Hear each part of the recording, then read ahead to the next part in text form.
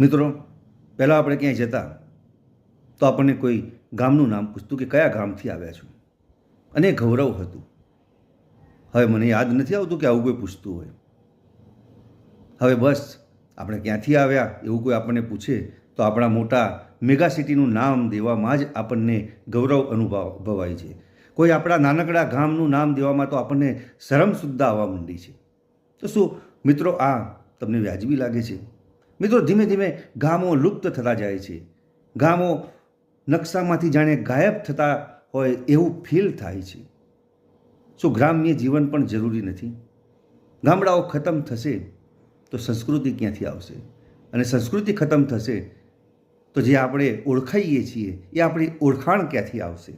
અને મિત્રો, જરા વિચારો, શું ગામડાઓમાં અદ્યતન ફ્લેટો બનવા, ગામડાઓમાં ઊંચી ઊંચી ઇમારતો બનવી અને ગામડાઓમાં દરેક ખેતીલાયક જમીનોના ભાવ કરોડોમાં આવવા માંડે એને જ વિકાસ કહેવાય? શું ગામડાઓની જમીન કરોડો રૂપિયાના ભાવ આવવા માંડે એટલે એ બધી વેચ કરીને એમાં ઇન્ડસ્ટ્રીયલ હબ અને ગગનચુંબી ઇમારતો આ બધું બનાવી નાખીને આપણે એને વિકાસ કહીએ છીએ?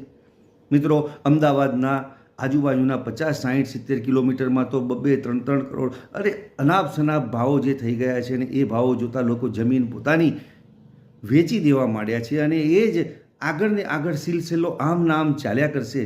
તો મિત્રો, એ ક્યાં જઈને અટકશે? આપણે ક્યાંક તો અટકવું પડશે ને. શું ગ્રામ્ય જીવન ખતમ કરી નાખીશું? શું ગામડાઓને નેસ્ત નાબૂદ કરી નાખીશું? શું આ દેશમાં કોઈ ગામ જ નહીં રહે? વિચારો દોસ્તો. જો આ 15-20 વર્ષની અંદર આ મુકામ ઉપર આપણે આવ્યા છીએ તો હવે પછીના 15-20 વર્ષ પછી આપણે કઈ સ્થિતિમાં હોઈશું? વર્તમાનનો વિચાર તો બધા જ કરે છે, અને ભૂતકાળને વાગોળીને તો આપણે જીવન બરબાદ કરતા જ હોઈએ છીએ. પણ મિત્રો, ભવિષ્યનો વિચાર અવશ્ય કરજો. આવનારી પેઢીની માટે આપણે આજથી જ ભવિષ્યનો વિચાર કરીને આપણી પેઢીની જરૂરિયાતોને, આપણી પેઢીને શું જોઈએ છે અને આપણી પેઢીને કેવી સક્ષમ બનાવવાની છે, અને દુનિયાની અંદર આપણી સંસ્કૃતિની ઓળખ અપાવવા માટે આપણે જે તે કંઈ પ્રયાસ કરવો જોઈએ, સૌ સાથે મળીને કરવો જોઈએ. વિચારો સારા લાગે, વિડીયો સારો લાગે તો લાઈક કરજો, શેર કરજો, સબસ્ક્રાઈબ કરજો.